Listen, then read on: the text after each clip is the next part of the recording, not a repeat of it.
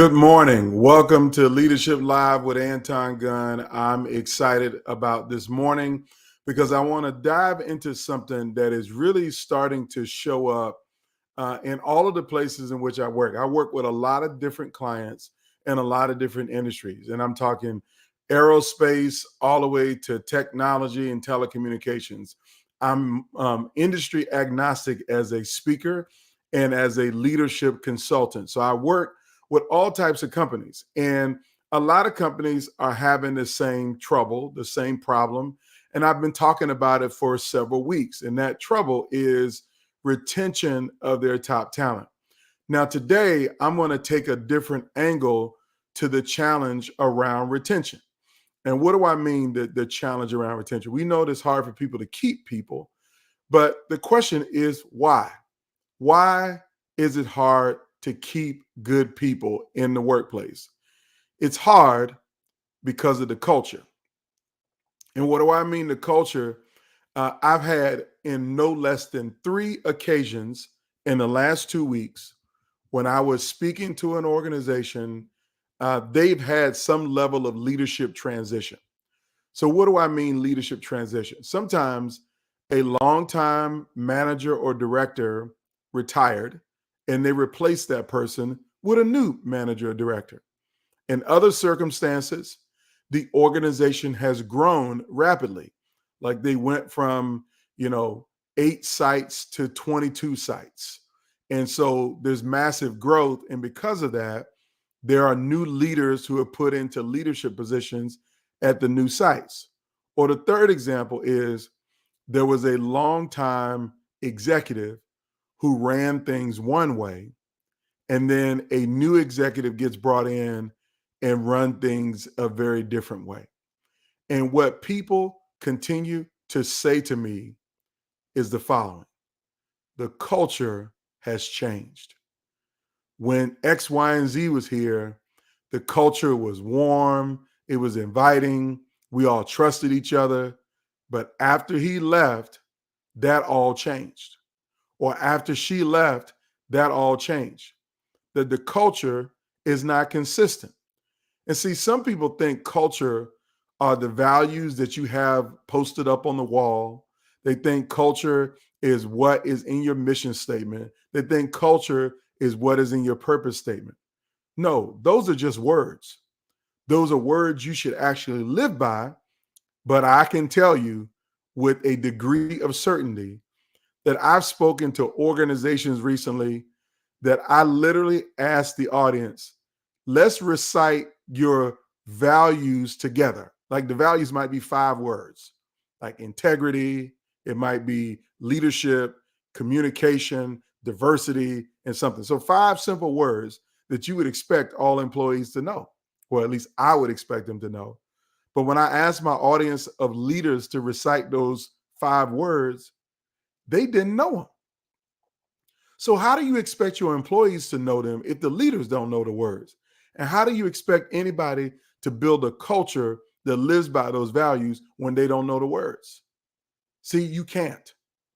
And if you think that just because you got value statements or you got them up on a flip chart or post it or something that people are going to live by those values, they don't.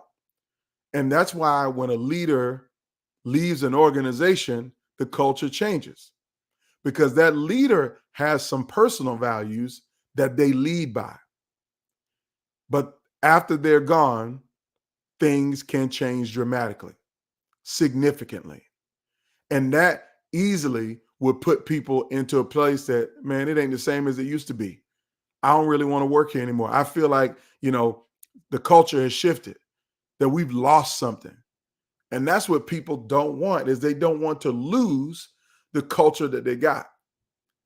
So today, I want to talk to you about how do you build a culture that outlasts your leadership?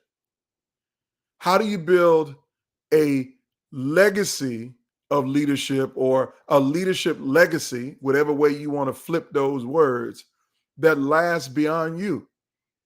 That I don't care if you're just there for 1 year and then you move on, or you're there for 25 years. But when you're gone, how do you keep a culture that is inspiring, that is empowering, that is motivating, that keeps people engaged, productive, and keeps the morale high? Well, it comes down to really four things.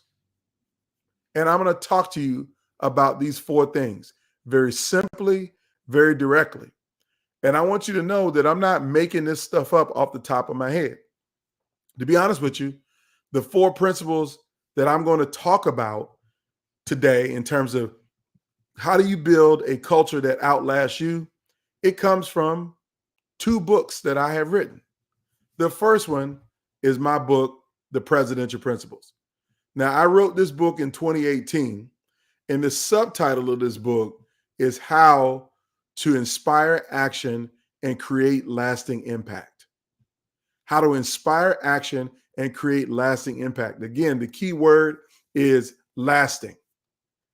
How do you create lasting impact that is beyond you? How do you do that as a leader in your culture? I want to help you to do that. Now, the second book that I've written that I'm going to speak to you from is from my book, Just Lead. See, this book is an action guide. It is very simple to help leaders break down barriers, boost their retention, and build a world-class culture. And I talk a lot about legacy in this book. So I'm not telling you to read the book. I'm not telling you to buy the book. But if you want to be a better leader, you probably should. I'm not telling you to buy anything. I'm just telling you to read it.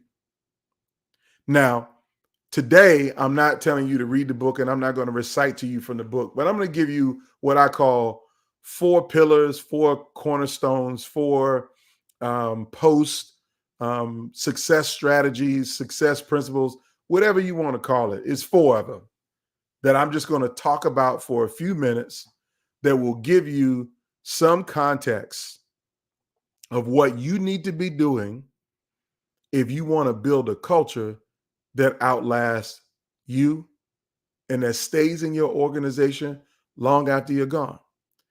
And culture is not about your leadership style. No, it's not about your style. It's not about whether you're a cheerleader or whether you are a toxic positive leader. Man, I'm not getting into that right now. I can talk about that and probably should talk about that. But I'm going to give you the four things that if you want to build a culture that outlasts you, a legacy, if you want to leave behind a legacy as a leader, I want you to know that there are four things that you need to be doing.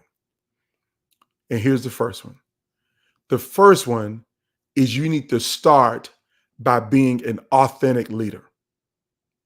What do I mean being an authentic leader? Is that you need to always maintain some honesty and integrity about what you do in the workplace with your teams. Always maintain honesty and integrity in how you lead with your teams. That also means being truthful about who you are and how you lead. See, what happens in organizations is that sometimes you might get into a leadership role that you didn't necessarily want it, or maybe you didn't even try to achieve it, but somehow you ended up in that leadership position. And then you start to pretend to be the leader that you see on TV, that you're trying to pretend like, somebody who you're not really. You want to put on the good leadership face. You want to put on the good leadership brand. You want to fake it till you make it. But I'm telling you, that's a recipe for disaster. You got to be you. Because if you try to be anybody else, you're only going to be a cheap imitation of that other person. So you got to be authentically you. And so authentically you really means maintaining some honesty about how you are as a leader. If you're an introvert, tell people you're an introvert. Don't try to pretend to be an extrovert just for the sake of the previous leader was an extrovert. No, that doesn't work. You got to be authentic. You got to be honest about who you are, how you lead, and what you do. Authentic leadership is the cornerstone of any success as a leader. Like, I'll give you this example. I've led in a lot of places, I've been in a lot of organizations.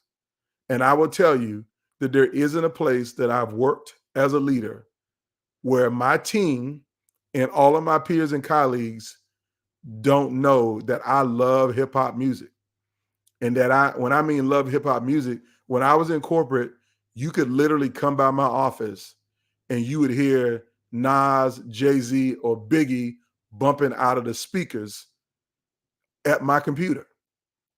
And not the edited version either, the explicit version. And to me, hip hop was a cornerstone of my leadership, right? And so I authentically brought that into the workplace every day. It was no surprise if I could be in a leadership meeting and start quoting a bar from one of my favorite rappers. Like, literally in every keynote speech that I give to big corporations and small corporations and everybody in between, I tell them lyrics from Rakim's songs. Sometimes I'm quoting Public Enemy. So that's my authenticity as a leader, is that you're going to get me, but I'm always going to operate in honesty and integrity from a leadership standpoint, period. So if you want to build a culture that outlasts you, you got to create the environment where every other leader around you can also be authentic. You want to remain authentic, but you want to allow people to be themselves with how they lead. Don't try to make people be like you. You do you, and you allow them to do them. But the cornerstone of a great culture is an organization full of leaders who know how to be authentic, that they maintain authenticity. They're honest and have lots of integrity. They don't lie to their people. They don't sugarcoat it. They don't, you know, soft pedal it. You're honest and transparent about everything, the good, the bad, and the ugly. So that's the first step I want you to understand. If you want to build a culture that outlasts you, that lives beyond you, create a culture where everybody can be authentic, just be themselves, especially in leadership roles. So number two, if you want to build a culture that outlasts you, you have to build a culture that has extreme accountability. Now, what do I mean extreme accountability? I'm not saying extreme like, it's, you chopping off people's heads or nothing like that. But I'm saying that there needs to be a culture where everybody gets held accountable for what they do and what they don't do. And if you want to see a culture change dramatically, have a culture where there's a leader who holds himself or herself accountable and holds all of the people around them accountable. But then when that leader leaves, the next leader allows anything goes. That the accountability is subjective, that Bob in marketing could never do any wrong. I mean, Bob could, steal stuff from work. He could be moonlighting with a competitor. He could be doing all kinds of other stuff. But, Sharon ain't never going to fire Bob. Sharon will never get rid of Bob. Bob can do anything. He's Teflon Don around here. We call him Teflon Bob because there's no accountability for Bob. But you have to have a culture that is going to hold people accountable at all times for the things that they do and the things that they don't do. And accountability is not punitive. Like, it should never be a surprise to anyone when they're getting disciplined. It should never be a surprise when anyone gets terminated. Like, terminations don't require you to be surprised, because you should know the rules of engagement, the rules of the role, what's expected of you, what you should be doing. And the moment they step out of line, you need to ask the question, so why did you do that?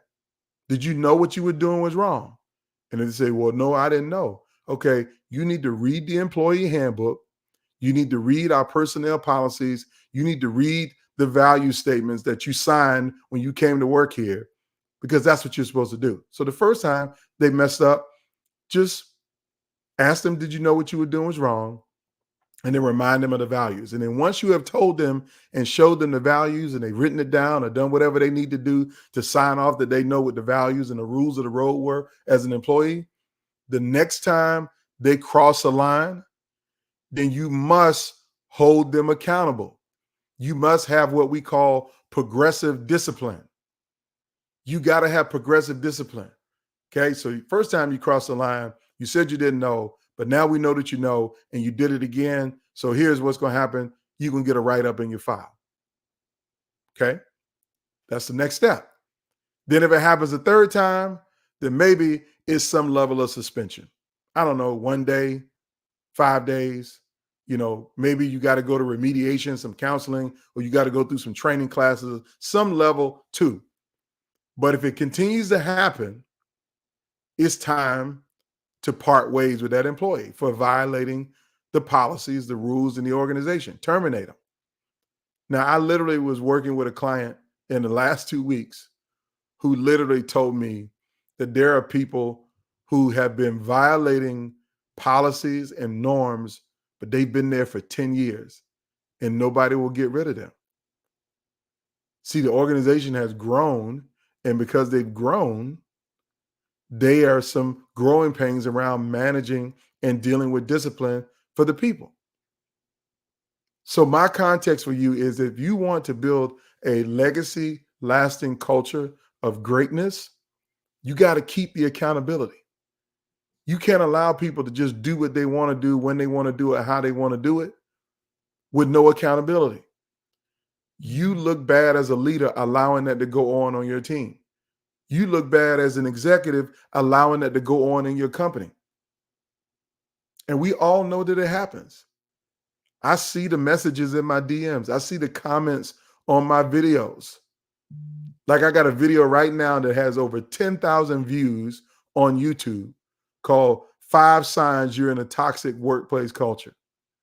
And the comments are heartbreaking underneath this video of people who said they got family members, not their family members, but they know that the leadership has put family members into management and leadership roles that they allow to do anything that they know they're not going to hold them accountable. I mean, how you going to hire your nephew, put him in a leadership role, and then let him do what he want to do? Hire your sister or your best friend, because it don't have to be a blood relative. It could be a best friend. Like, one of my most famous stories in my keynote is about a woman who worked in a nursing department at a hospital. And she was an assistant manager, or actually she was just a regular nurse. The manager left and they made her acting manager. And she was acting for 6 months, doing the job flawlessly. And then the director, instead of giving her an opportunity to compete for the full-time management job, hired a friend of hers who worked at another hospital who doesn't even have experience in this clinical area. But she hired her anyway. So that's wrong, right? And so when the senior leadership was told about what this director did, there was no accountability for it.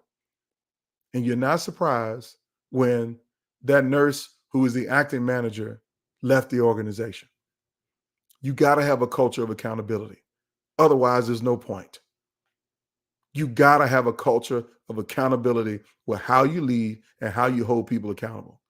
If you don't, your culture is going to be bad, because people are going to see the inherent unfairness and injustice that goes on. And I've already talked to you ad nauseum about injustice in the workplace. The injustice in the workplace is costing American employers almost $915 billion a year because of mistreatment. And how is it costing them? People leave, turnover costs, people disengage, which means they don't quit their job. They just mentally check out. They do the bare minimum, become a marginal performer, because they say stuff like, well, I'm too close to retirement, so I ain't about to leave here, but I'm not about to help them to be successful. Or, I got to stay here because I got a kid in high school and I can't leave till my kid graduates. Or I got a kid in college, I got to stick around till they finish college. They're not staying at work because they love the culture. They stand at work because they love their family and only their family.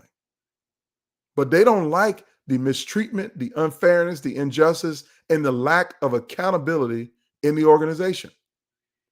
And see, here's the biggest problem of it. I'm gonna just go ahead and say this, and I don't want to get too deep on this tangent, but I'm gonna say it. I'm gonna say it like this. The failure that you make as a leader is this: you're willing to sacrifice the many for the few. And what do I mean by that? Most organizations do have a culture of accountability for the vast majority of people that work there. They do have a culture of accountability for the vast majority. But there are a few leaders, maybe three, that you let do whatever the heck they want to do. And those three leaders are unaccountable, do what they want to do, and because of it, it poisons the rest of the workforce.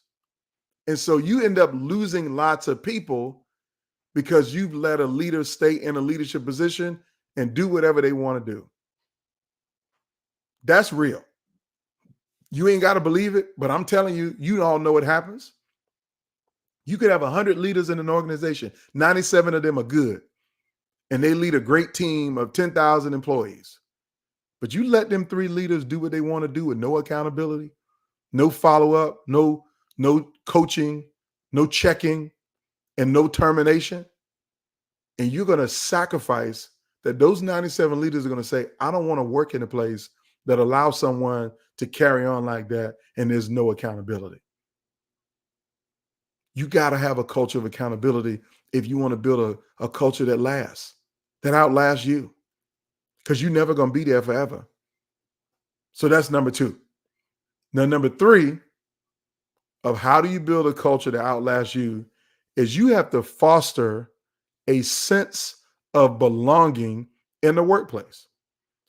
Now, when I say sense of belonging, I'm just going to go ahead and say it. I know that these three letters have become taboo in the American workplace. And those three letters are D, E, I. You got all kinds of people making jokes about DEI. They talking trash about DEI. They're saying they're prohibited from doing DEI. You got politicians passing laws to outlaw DEI in the organization. All of that is going on right now. But let me tell you this. As a leader, you need to operationalize DEI. Now, what do I mean operationalize DEI? You're going to attract diverse people, whether you got a policy against it or not. If you got a good company, good product, services, good benefits, everybody wants a good job. So you're going to get diverse people to apply for the job. And they're going to be highly qualified. And you may hire them. But the question is, when you hire them, will they feel like they belong in your organization? When they show up to work, are they going to see people that look like them? Are they going to see people who reflect any definition of diversity that they may fit? So let me give you some examples. And we all know the race and gender example, that we want to work at a place where people are the same gender and the same race as we are. At least see somebody that looks like me. You know, I remember speaking at an organization one time, and I think it was a room with like 500 leaders. And there were like 5 Black folks in the room. And at the end of my presentation, a guy walks up to me and he says, man, I just want to shake your hand because today is the first time that I felt seen in this organization, because I see somebody that looks like me up on that stage, because I was the only one. And I'm not even an employee. I'm just a consultant that was brought in to do a talk. But he felt seen when he saw me. And so my question for you is, do you have a sense of belonging in your organization? Do the people on your team, in your organization, from top to bottom, in every office, in every division, do they feel like they belong? Are they welcomed into the organization with open arms? Are they able to be authentic in who they are, and they're supported, cared about, valued, respected? Are they invited to the party, the happy hour, the leadership retreat? Yeah, I've had that happen too.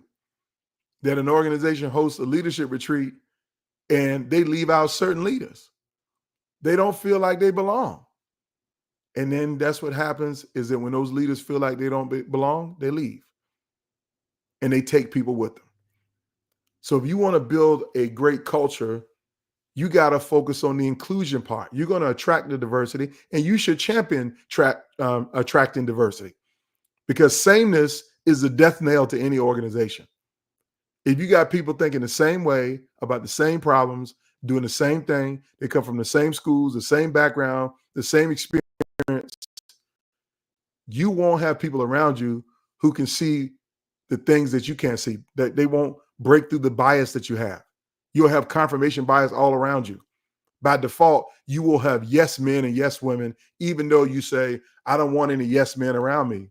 Well, if you pick all of the people who just like you and they think just like you, they're going to say yes. So you got to have some diversity, and you got to build an inclusive culture. And the E is around equity, which is, if you really want people to belong, make sure that they pay fairly and they're paid equitably. There's nothing worse and nothing more dangerous in an organization than for people to find out that a leader is making way more money than their peers and colleagues. I mean, literally, I've heard story after story where you got a leader who doesn't have a whole lot of experience, really inexperienced, and is making twice as much as people that have more experience that are their peers. I mean, think about that. Why would you want to stay in an organization where somebody who is doing the same job that you're doing, that's your peer, sitting beside you, and this salary is twice yours? But yet you got 22 years of experience and they got 8. I mean, seriously, I'm not joking when I say this, y'all. I'm talking about a real life organization where this person has 8 years of experience and another person has 22 years of experience, but the person with 8 years of experience is making 2 times as much as the person with 22 years of experience, literally, for doing similar jobs. They're peers. They report up to the same person, or not the same person, but in the same leadership cohort in the organization. There's no excuse for that. And the person with 22 years of experience is in a revenue generating area. Literally, they generate money for the organization. They produce, but the other person does not. There's no real evidence that the other person has contributed anything other than to their own bank account. But the leadership allows that to go on. That's, again, going back to the culture of accountability. And so would you belong? Do you feel like you would belong in an organization if you found out you were making half of what your peer was making? Do you think you belong there? You'll be just like Michael Jackson's song, "They Don't Really Care About Us." That's what you're going to be thinking. If an organization literally is paying you half of what they're paying their peers. Now, let me be clear. On average, I've talked to a lot of people in the senior leadership roles. Women tend to get paid less than what men do in the workplace. That's an inequity around pay. People of color, Black, Latino, Asian, etc., tend to earn less than their peers in the workplace. This ain't new. This has been a long-standing thing. As a matter of fact, I remember working at one place where I learned some years later that my colleagues and peers were making more than I was making. And I didn't know it then, but if I'd have known it then, it would have been a reason for me to go in and ask for more money. And if I didn't get more money, I was going to leave. I was coaching a client a couple of years ago who was a senior vice president in an organization. And if you looked around the table of the peers of the senior vice president, her salary was $30,000, $40,000 less than theirs. $30,000, $40,000. And she was over delivering on the value that she brought to the organization. So much so she was being recruited for CEO roles. I was coaching her up for preparing for a CEO role in another organization.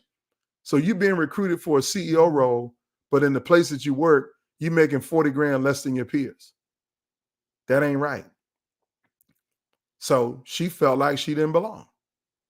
So that's the third thing. I'm going to repeat: culture of belonging. Foster a sense of belonging if you want to build a culture that lasts. So let me get to the fourth one, and then I'll come back and recap all four of these for you. The fourth one, if you want to build a legacy culture that outlasts you, then you have to continuously invest in your people. Now, when I say continually invest in your people, I'm talking about you need to have a robust learning and development program. You need to have a robust learning and development operation. Now, shout out to all of the chief learning officers out there or the chief learning and development people in your organization. I'm really trying to help y'all out. And that is, you have to understand that a culture only stays as strong as the people stay strong. And what do I mean strong? Are they prepared? Are they knowledgeable? Are they trained up? Are they developed? Are they insightful? Do they know the trends and the changes that's happening in the industry? And do they know how to be better leaders? See, this is a cornerstone of a lasting culture. And let me tell you why culture changes because of this one. You have so many times where organizations will get in a tight bucket financially, like the economy will shift, or something is going wrong, or they lost their biggest customer, and so what do they do next? They start slashing budgets. One of the first budgets that gets slashed is the training and development budget, the conference budget. And what do I mean conference budget? Let's say you work in a large organization and you have about $2,500 allocated per leader for them to go to 2 professional development conferences a year. So you got a budget that says for $2,500 for the 5 people who report to me, we'll pay for your registration fee, your hotel, and for you to and your flight and travel to attend 2 conferences a year, but it's got to stay under $2,500. So that means you're paying for them to go to one local conference that might be in your city or might be where your company is, and you pay for them to go to the national conference. Now, all of my SHRM people, Society for Human Resource Management, knows that you got a national SHRM conference. You actually got multiple national SHRM conferences. But then you got your local SHRM chapter in your city or in your state. So if you want to stay up on what's going on in HR and human capital, you got to go to those 2 conferences. But if the budget gets tight in the company and you start cutting training and development budget, and now you say to those employees, well, the training and development budget is now only $300 per person. What you going to learn for $300? How you going to stay up on industry trends for $300? Yeah, you might be able to do a couple things virtually. Okay. You might be able to buy a few books with $300. Maybe take some lower level professional development course. But that's not going to help your people to stay sharp, stay focused on what's next in the industry. And so what happens is you have an atrophy of your culture because people want to learn and grow. Nobody wants to stay the same. They want to learn and grow. And if they stop learning and growing where they're working, they're going to leave. Yes. I know people who say, you know what? I want to learn and grow, and I can't sit in an organization who cut the training and development budget. And let me be clear when I say this. They might cut the training and development budget in 2024, but even when the economy turn around and the company revenues go back up, they're slow to bring back the training and development budget because they look at you and say, well, you know what? We cut back and we only allocated $300 per person. And in that last year, we were more productive. So we don't need people out of the office going to these conferences. We don't want people to leave to go to these trainings. It's so counterintuitive to make that kind of approach because it looks like, well, they did less training, which means they were at work more, and that's why our revenues are up. No, that's not true. Because what you're going to see is that a year after those revenues went up and you didn't put that training and development budget back, those people are out. Deuces. Throwing up the fingers and going to work for your competitor. So if you want to build a culture that outlasts you, you have to invest in your people with training and development. Matter of fact, My mentor, Walter Bond, has a great quote that he told me I can use, but I always give attribution. And that is, the best companies in the world are really training and development organizations masquerading in their core business. So what do I mean by that? I'm going to take Chick-fil-A. Y'all know I like Chick-fil-A. Chick-fil-A, who makes more money in fast food than all of their competitors do, the reason why they stay number one is because they spend so much time investing in training and development. Every employee, not just the managers, not just the director of operations, but I'm talking about your 15-year-old niece who's getting her first job at Chick-fil-A this summer. They put them in 2 weeks of training before they let them serve a customer. I want you to think about that.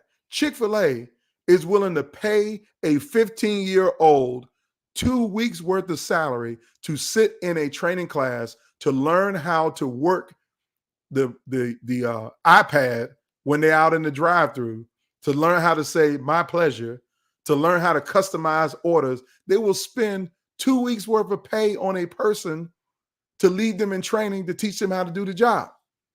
But yet you hire somebody for a senior level, executive level job, and you expect them to show up and jump right in and know what they're doing. You don't want to invest in any training and development.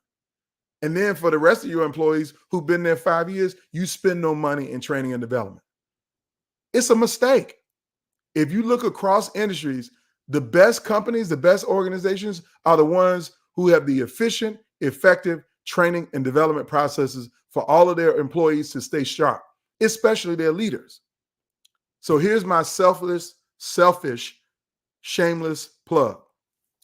I keynoted at an organization just 2 days ago. It was a phenomenal event. And it was a struggle to get there. You know why it was a struggle to get there? Was because they literally didn't want to allocate, when I say they, a couple leaders in the organization didn't want to allocate resources to bring me in as a speaker. But I had some internal champions and advocates who literally was like, we got to have him here because we got problems in our culture. We got retention issues. People are not happy. Our employee engagement scores are down. We really need a shot in the arm, and Anton Gunn can deliver that. But the response was, we don't have no budget for anything like that. We don't have a budget. So literally, this leader had to wait until the end of the fiscal year to see that there was money left over, unused money for other training and development, and then move that money into a line item that could be used to bring me into the organization. So what am I saying to you selfishly? You need to bring in outside expertise to speak to your teams and your leaders. So whether it's Anton Gunn or somebody else, you should not be afraid to invest those training and development dollars to hire highly paid, qualified professional speakers to teach your leaders in the organization the things that they need to do to be successful. Because you might have a different problem. It might be customer service. And I know some great customer service speakers. So if you need a referral on how to get your team focused on customer service, I got you. If it's around culture, workplace culture, I got you. I can do that myself. If it's around leadership, I can do that myself. If it's around teamwork, I know some people who might be better than me on the teamwork piece. I mean, maybe they are, but I don't know. My context to you is you need to be prepared to invest in the learning and development of all of your people. That's your frontline employees, your first level supervisors, your middle management, your senior leadership, and your executive team. If you think your executive team, just because they sit around the table in suits and boots, that they got all of the answers, no, they don't. And if they're not learning and growing, they're going to leave too. If they're not learning and growing, your company is going to get outflanked by somebody at some point. You got to have a leadership team that's so keen and insightful, they don't just see straight down the street, they're able to see around corners. That only happens when you continually invest in training and development. Don't cut those learning and development budgets.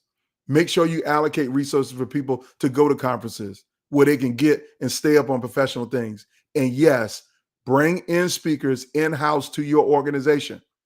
I would say 4 times a year. Some I would say 6 times a year, depending on how much turnover you have and how many challenges internally you have.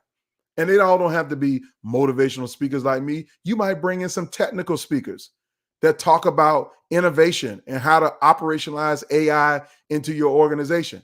I know some great people on that topic as well. See, I'm connected to people who do this work day to day that are best of the businesses. And yes, great question.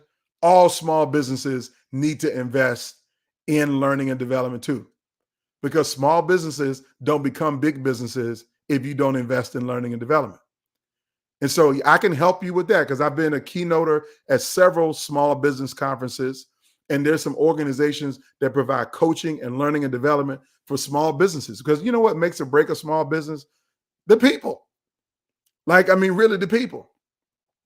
And if you're a solopreneur, you better be investing in your own professional development.